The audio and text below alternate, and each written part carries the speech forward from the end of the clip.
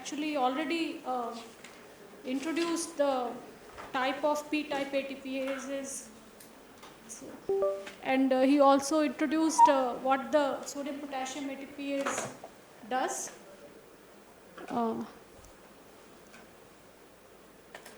And he also introduced passive and active transport. He also introduced how electrochemical potential is built up. So basically in his talk he introduced different kind of transport, passive and active. He introduced channel mediated transport. He discussed about potassium channels, sodium channels. Then he also discussed carrier mediated transport like glucose transporter, other kind of transporters. Then he also actually introduced carrier mediated, which is active. These are all passive. So passive in the sense that if you climb a hill, any mountain or any hill, and if you don't think too much about it, that how it will feel to just slide down, you can, if you just want to slide down, you can slide from the top to the bottom, but you cannot slide uphill from bottom to the top. So we take that kind of analogy sometimes to explain this active transport, saying that if you have a concentration gradient and something has to come from a higher concentration to lower concentration with a similarity with the height, if you have to come from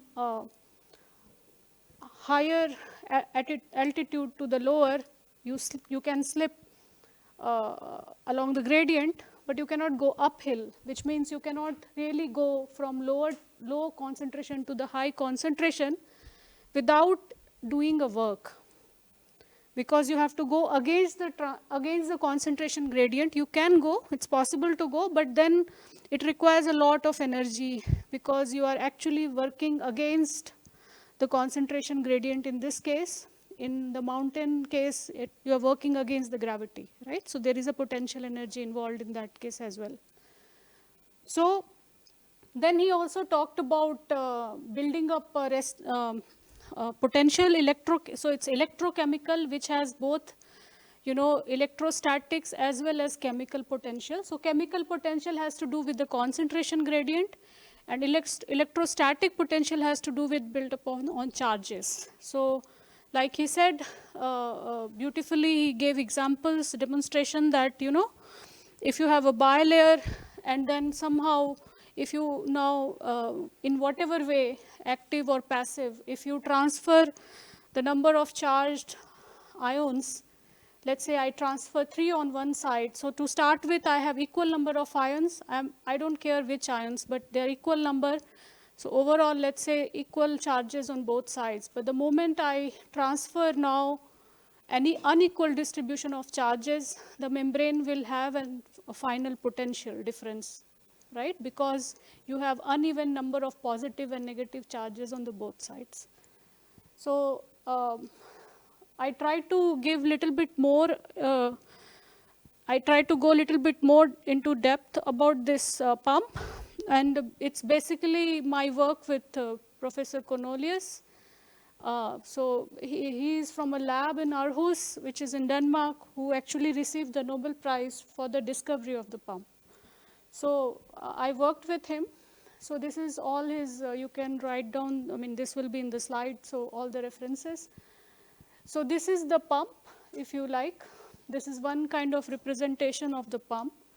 So it is 147 kilodalton. It has a large transmembrane domains. So this is around 3 nanometer, and it has a large number of alpha, beta, and gamma subunits, like Thomas also introduced, how different subunits can actually come together and join to have a single protein with different subunits. So you can have, when I mean, what do I mean by that?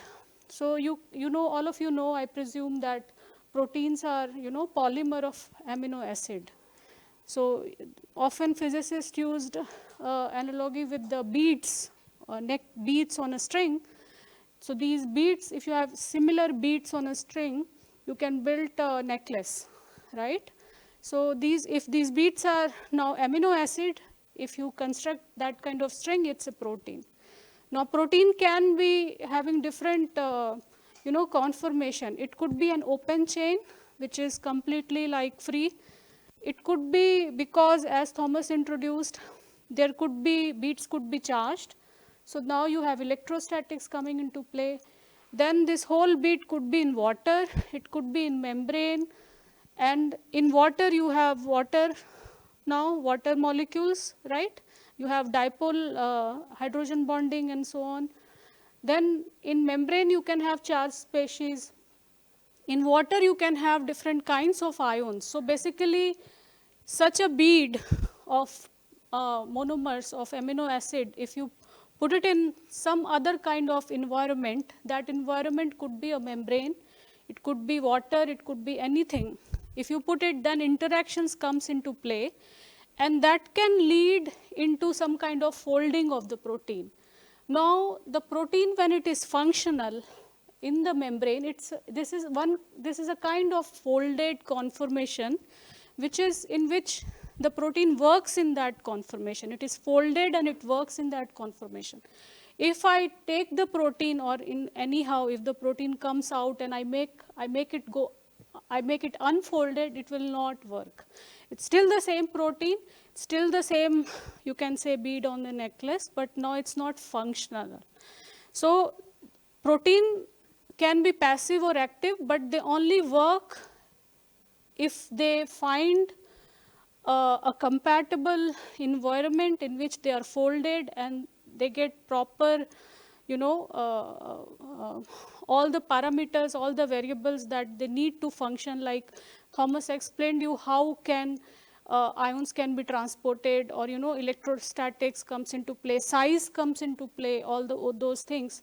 So all those things has to just be perfect for this protein in a folded state for it to work.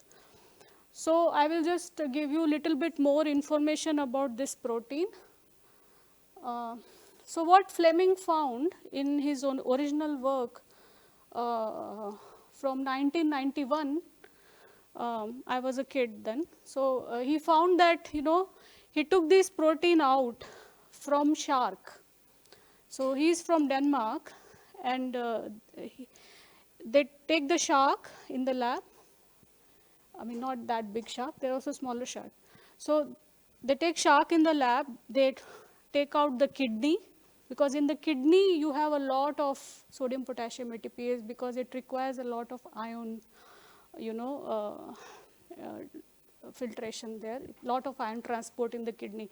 So the kidney gland of the shark that he used, that has a huge amount of sodium potassium ATPase. So then he takes out, and then what he does is he prepare bilayers in the form of proteoliposomes that Thomas explained it to you in his lectures.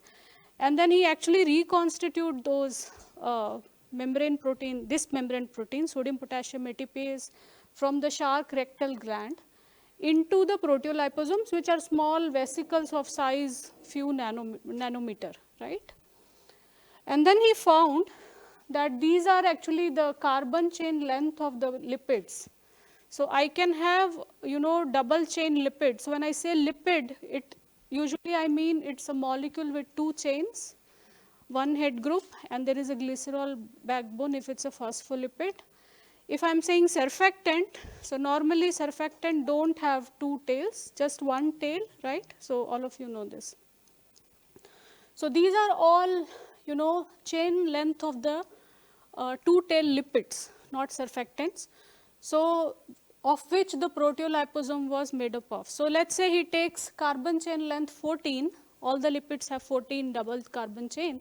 He makes those liposomes and he reconstitutes sodium potassium ATPase in that, okay? And then on the y-axis what he is measuring is the hydrolytic activity. So I have not introduced hydrolytic activity of this ion, so let me introduce that.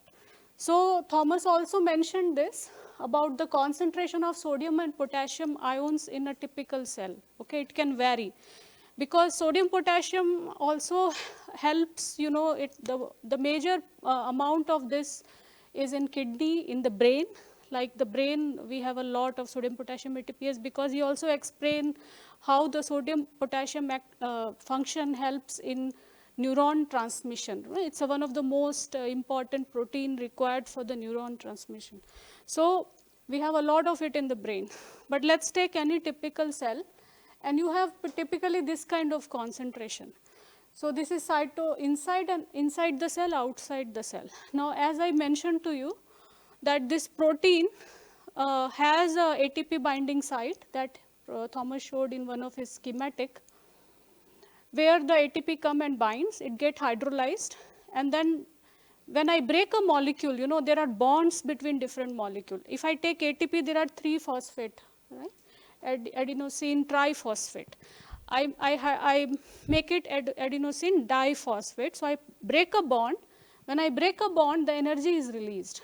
And that energy is used by this pump to take 3 sodium from inside and move it to outside, and then take 2 potassium out from outside and bring it to inside.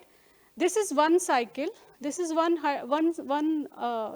full cycle, and there are Albert Post cycles to which the scientists who actually found this out, and there are a whole cycle like what happens when it binds. So there are different states, okay? Phosphorylated state, dephosphorylated state, like Thomas explained to you. So there is a whole Albert Post scheme for this one cycle.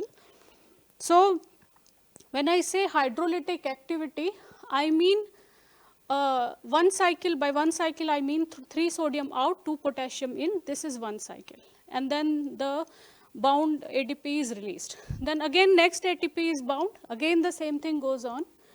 And then it repeats, if it can. In a cell, it repeats, right?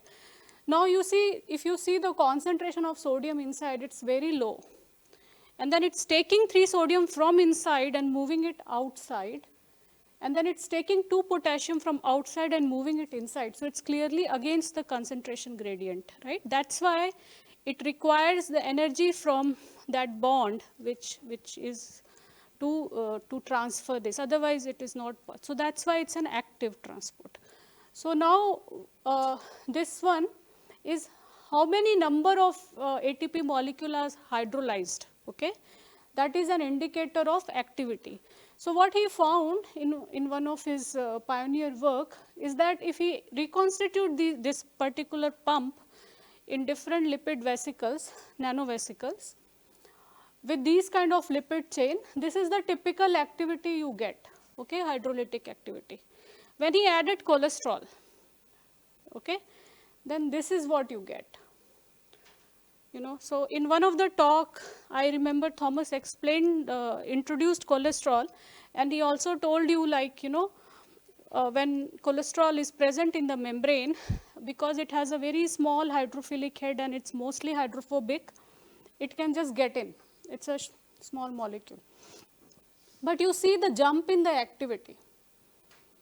Okay, so this work was 1991 work. So the way he did this experiment is in the lab. He's a biochemist. So he take this protein in a test tube with the proteoliposomes, and he runs.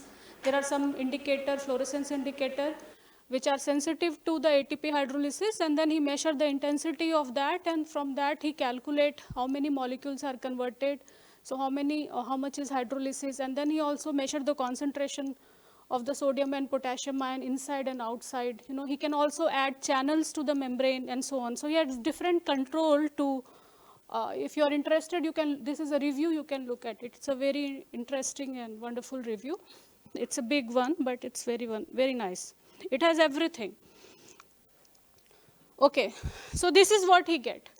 Now, when I started working with him in 2012, when I joined this group, they still did not know at the molecular level what is happening with the protein. So that is where my role starts now. So what I did now, I told him that, see, of course we cannot see it in SOOFs, small vesicles. Let me see it what happens in the giant vesicle, because I can make giant vesicles. So then now I know that, you know, I have 2 different kinds of lipids. So remember what he is doing. He has different chain length, right? I can also mix lipid of different chain length. He has not mixed it, but it's just one type of lipid with different chain length, but still there is a variation of the activity, right? So then I told him, see, I know that if I mix the lipid and if I add the cholesterol, by the way, cholesterol is a steroid, it's also a kind of lipid. So basically when I add cholesterol to some lipid, it's like you have two lipids, right? So I told him I know that when I mix lipid, then there are phase transitions that are first order, second order, depending on how much the amount of one lipid, of the second lipid, third lipid I mix in, and I can make it as complicated as I want. So I told him from my experience, and he's also a well-known scientist in the field, so he also knew all of this, so it was not a new thing. He said, yeah, that is known, so what new? So I said, okay, fine, I know that, I have three kind of lipid. I take three lipids, so this is the phase diagram, if you like. So I take three lipid, phospholipid, DOPC, DPPC, cholesterol. I add cholesterol, and I mix them. And how much I mix, I decide. He said, fine, what next? So I said, I mix them and I make these giant vesicles, and by tuning the concentration of one with respect to other, I can induce a phase separation. So he said, okay, how can I see this? So I say, okay, for example, you see this vesicle, it's a giant vesicle, it's just a cross section I'm showing. So all of you made vesicles yesterday. So I think everyone knows what I'm talking about, giant vesicles. So this is fluorescence marker, membrane marker. It doesn't have a protein right now. So, but this has three lipids. You see, you just see one ring, right? So there is no phase separation. You just see one membrane which is uniformly have fluorescence signal everywhere, no protein. The moment I change something, so I go from, okay, so this is only DOPC. The moment I go from 0.1, so this is some concentration, to 0.2 to 0.3, I can actually go, and this is the equilibrium phase diagram, which means I can change the lipid concentration and I can go forth and back. These are equilibrium states. Okay, what do I mean by that? What I mean by that is, like, I have, Thomas gave very nice example by demonstrations. Let me say this. So let's say I have three lipid molecules, and I have different concentration of it, and I want to have a distribution. Remember, it's a fluid bilayer, okay? So in a fluid bilayer, you have to think of it, it's a fluid. So the molecules are diffusing laterally, rotationally, occasionally in days flop, but they rotate, they diffuse laterally, they also, they can diffuse, they can rotate. So this is all diffusion.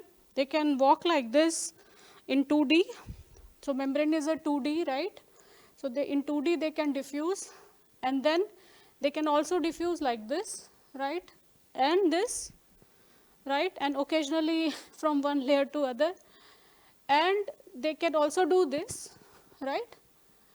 Right? They can also do this. So there are different kind of motions. So we sometimes called it's a very busy and stressful life of lipids in the bilayer.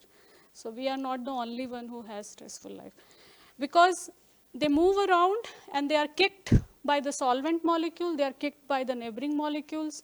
So they are never at rest, they are always moving. Plus they have a head group, right, which may have another property. It may be charged, it may not be. Plus they have tails. Now if it's a 14 carbon chain, even the chain, if let's say it's a saturated chain, you don't have double bond, then even those molecules can have motion. They can change, they can also move around a bond. They can also have different kinds of motion. So overall, this one lipid molecule has a lot of what we physicists like to call it entropy. Okay, we say a term, use entropy. So what is entropy? It can have different number of states. It doesn't have one state. It's not like the chain is like one way oriented and head is oriented and that's it. No, it can have different micro states, right, of the same molecule. And when I mix now 3 different lipids, it's a very, very complicated fluid. It's a very, very complicated fluid with, entropy, phase space. It's a very, very complicated fluid. And then I need to reach an equilibrium. And in physics, we call those equilibrium are the states where you have minimization of energy and maximization of entropy. Right? It's the same. So, and it has to, in equilibrium, it has to satisfy all the laws of thermodynamics and all that. So, all that is there. So, it finally reaches a state where the energy is minimized, and that is where then it's stuck, then it doesn't change after that, right? But it doesn't still mean that everything is still, no. Everything is dynamic, it's a fluid, but it's not changing at the macroscopic level. Microscopic level, it's still changing. Still those motions are there, all those configuration changes are there. Macroscopy, you will not see it. So when I see it in the microscope, from eye I cannot see it. When I go to a microscope and I see it, I don't see any change, any phase separation in this third, here. This is a critical point.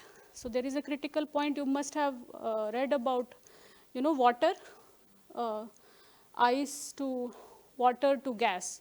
There is phase transition, and there is a critical point for the liquid to gas, right? And that's the fluid state. So it's essentially the critical point for these mixture, where you can go from, it's a continuous phase transition, and you can go cross from one phase to other phase. So here also, this is a critical point, and you have 2 different phases. I will come to that later. But what I meant is macroscopically, you don't see any change in the microscope. But microscopically, there are changes happening. It's a dynamic system. It's not a solid or, not that it's stuck in one particular state. But the moment I change, now I tune the concentration, I see phase separation, like you see in water, from ice to water to gas, right? So you see phase transition. So here, still there is lipid, this is still a sphere. All these are sphere. It's just that you see half of it, and rest half you don't see because the fluorescence molecule don't like to go there. So usually these fluorescence marker that I have used, they prefer to be in a more fluid-like environment. And the phase transition that is happening here, it's between 2 states, which is liquid ordered and liquid disordered phases. So it doesn't like to be in liquid ordered. So that's why this where you don't have the dyes, it's a liquid ordered phase, and when you have the dye, it's liquid disordered phase, right? So we see this in the microscope. Still we don't know what is happening at the microscope level, and there is no protein yet. But we can see this phase transition, and we can, go forth and back, because these are all equilibrium phase transitions, right? Okay. So now what I do is, so this is my contribution from here. So all that what I said, it's known for years. Like people are working in all that from, beginning of the 19th century. So it's not that I did something new, but this is my work. So what I did is, I made now these GUVs with the protein, and these are sodium potassium ATPase. So I made them giant vesicles, and they are made in a solution where, they can pump ions across the membrane, okay. Now, as I told you, it's an active transport of the ions, so which means I add the ATP outside. So here, the ATP binding side has to be outside, which means it's opposite to the orientation that is in the cell. In the cell, you have ATP binding in the cytosolic part, whereas here it's outside, right? So this orientation is flipped. That is just one thing you can think of. So only those will pump if I have sodium ion outside and inside, so sodium and potassium will be pumped. And how will I know that it's pumping? I will have to measure the hydrolytic activity, right? Or some way I need to have an indicator of change in concentration of the sodium and potassium ion. So we have to do all those controls, which we did. And then we are fine now. And also remember, I told you that if you have a protein and if it's folded in a proper way, it has all the proper environment to function, only then it will function, otherwise it will not. So it's not just enough to reconstitute this protein, but also for it to be functional, it need to have all the right conditions, right? So all that we had to make sure that it has, and it pumps and everything is fine. Okay, so then we take these vesicles and we kind of make them rupture by doing something. Now that's a technical thing, that's why I'm not going into it. We can talk about it later. But let's say I manage to do that and I make a flat bilayer. Now when I rupture it, many things can go wrong. But again, those are technical things I will ignore. So we just do it in a right way that we don't lose the bilayer with the protein, and it just open up and fall flat on the substrate. And then I use an AFM to scan that. Because once the bilayer is flat on a substrate, you can use AFM, which can give you a resolution in nanometer, to see what is in the membrane. So this is the data that we got. So this is, this is a patch of the bilayer that we had. And this is fluorescence image, this is AFM image, and this region that you see here, this small box that you see is, I think that is the small box here. And you see these liquid disordered and liquid ordered regions in the same bilayer, which you cannot see here because they are not possible to, they are below the optical resolution. We cannot see it in the microscope, but in AFM we can see it. And how do we know whether it's are two different phases and not one? So first of all, I have to define what are these two phases. So as I told you that they are fluid phases, they are both liquid. But liquid ordered are phases where the cholesterol will like to go, and liquid disordered are the phases where there will be cholesterol but less compared to in the liquid ordered, but there will be some of it. So now imagine a bilayer like Thomas introduced to you. So if you have lipid packing now, so you have DPPC, which has, let's say, a larger saturated chain length. You have DOPC, which is unsaturated, so little bit shorter length, right? And then you have cholesterol, which is a tiny molecule. It likes to go in one or the other. So it's never like you have only one kind of lipid. It's not like that. In phase equilibrium, you always has, you have this, you have to follow this Gibbs phase rule, right? In equilibrium. So all the thermodynamics comes in here, and I'm assuming all of you know. So it has to be, it has to follow all the thermodynamics rule at equilibrium, and in the Gibbs equilibrium phase rule, you know that even in one phase, when I talk about this phase liquid disordered, it will have all the three lipid molecules, but it will have more of one kind, which is DOPC, and less of cholesterol and less of DPPC.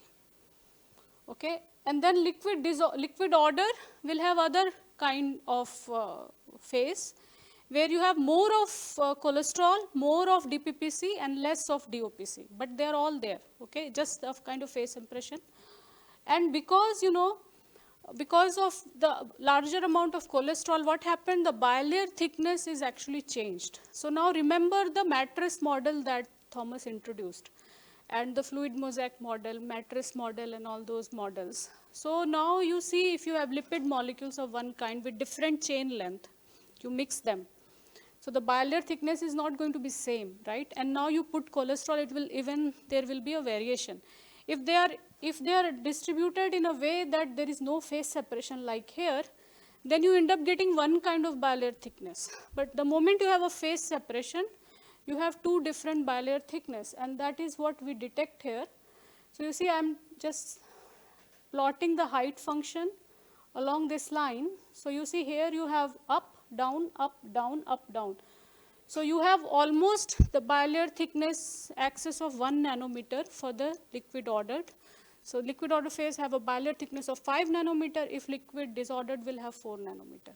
So that is how we identify the two phases. Fine. So I mean this is something we published, but then now when we put the protein, what happens? We found, like now going back to Fleming's original question, what is happening with the protein? And remember, this is all in the reconstituted system, by the way, right? So this is all reconstituted system. So what happened if you put the cholesterol? So what we found is that this is just with DOPC and cholesterol, no DPPC, just two lipids, cholesterol and DOPC. So we could see these proteins, okay, in the AFM because from the height. And like I told you, if you go to one of my first slide about the protein, you know, where I put Fleming's reference here. You see here the size, the protrusion here is smaller, the protrusion here is larger, and there is a hydrophobic part in the membrane. Now if the bilayer thickness is changed, you know, so this is now coming back to the mattress model. I put the same protein, so I have not changed the hydrophobic part of the protein, but I have changed the membrane. In one case I have a thicker membrane, one case I have a thinner membrane, and now this protein has to find a place in equilibrium to go somewhere, right? And the other thing is, if we can see this protrusion and this protrusion, just by looking at the difference in the protrusion, if it is oriented in a right way, in functional way, we would be able to tell whether it's a cytosolic part or extracellular part. So Fleming then tells us that this is like 2 nanometer and this is like double of that. So, I mean, he is a biochemist, but for when we did this experiment, so we are now, this is the first time we actually found, and there are also some papers now where they actually have cryo images where they do freeze fracture studies. There are also some data, even before there was some data. But this is the data that we have, which we published, and then we showed here that, you know, so these are the two populations. So these are the height distribution, and then we discovered the different orientation of the protein. We quantified how many of them have orientation in the right way and opposite way and so on. So this was just two lipid mixture, and we could quantify the number of the protein, we could quantify the orientation and so on. So all that we did. Then when we went to the mixture with the 3 lipid, we found actually again we did this you know, height distribution, and this is the fraction of the liquid disordered phase with respect to the total area. So what we concluded from all this work, it's long work of 4.5 years, almost 5 years. What we concluded is that that this protein, because of a different extracellular and cytosolic so it's called alpha and beta subunits. What we found that this protein like to be at the boundaries of the liquid ordered and liquid disordered domain, where it has minimization of its energy in equilibrium. Okay, so if I put this protein now, I mean, I did not put some of the figures because of the copyright thing, but you can go and look at his publication, my publications. We actually draw a nice bilayer when we show very nicely how this protein adjusts to. So, you know, this part has a hydrophobic side where it can match with one kind of thickness, and this part has another which can match. So there can be a difference of 1 nanometer for it to, if it stays at the interface. Whereas if it stays only in the liquid disordered or only in the liquid ordered, it is not favorable. So we showed that it stays at the boundary. Okay. So now this is also brings me just to tell you that, so we were able to show that, you know, this protein stays at the boundary, and then its activity, which is increased manifold in the presence of cholesterol, which tells us that it's also favorable for the protein to be active, you know, when it is in that environment. So it likes to be in an environment where you have cholesterol rather than to be in an environment, and this is actually the case. So there are a lot of publications you can see yourself, where you will find that this protein is also a raft protein.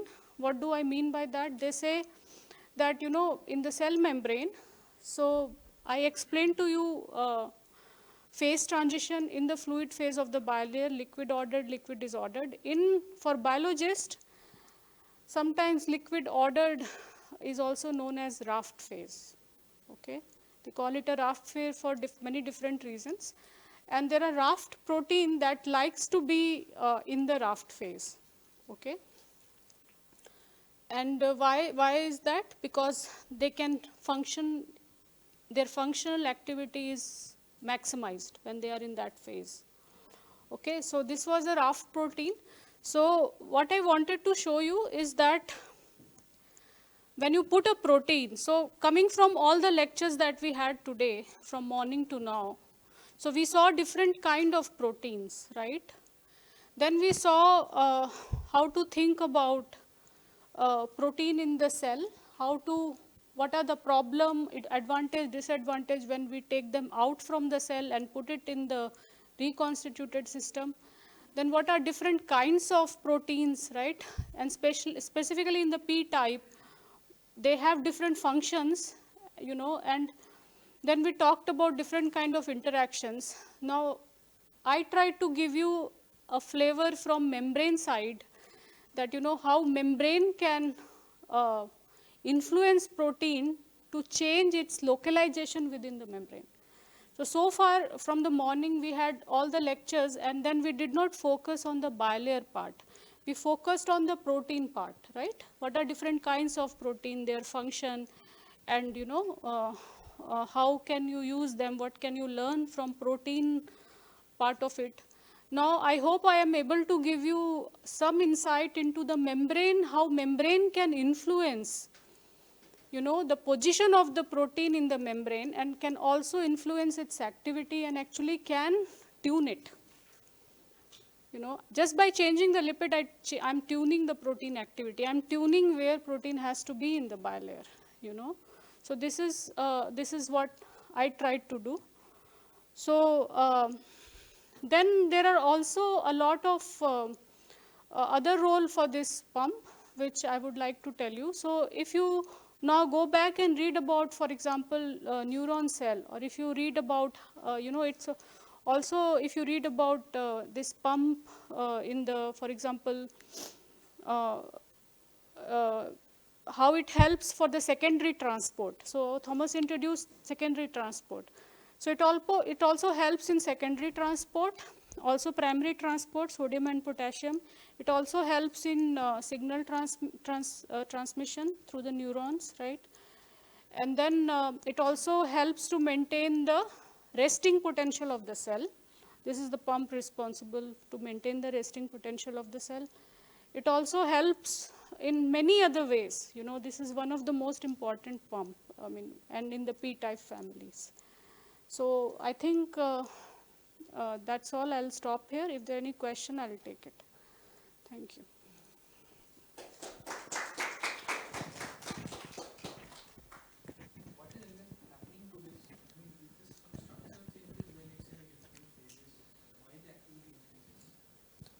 Yeah, so this is what I'm saying. Here we actually showed that, you know, if the pump is not active, you get one kind of relaxation time. This is height correlation function, autocorrelation function, right?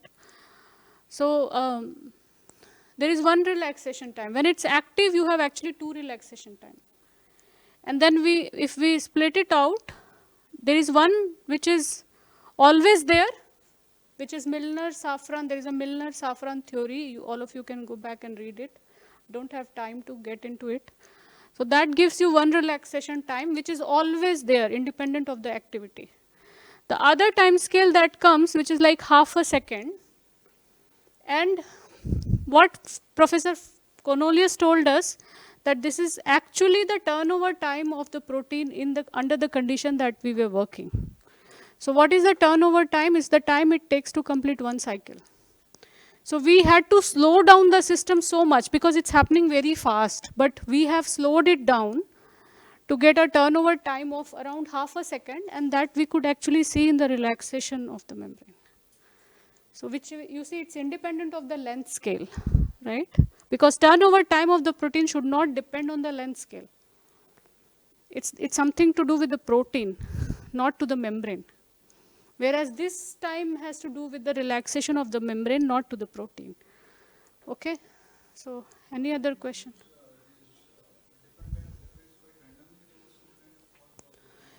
Yeah, one can use, so here the different lipids used are this. But basically the lipids that we choose is again, I mean, we knew like when he take the rectal gland of the shark, no? Like what Thomas showed you, now you can find out what are the lipids there. So he knew which lipids are favorable, which are not, you know, beforehand, and then we just try to reconstitute in those lipids.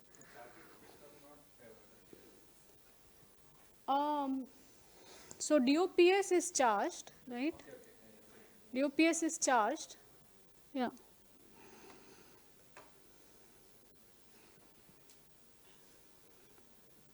Okay, thank you.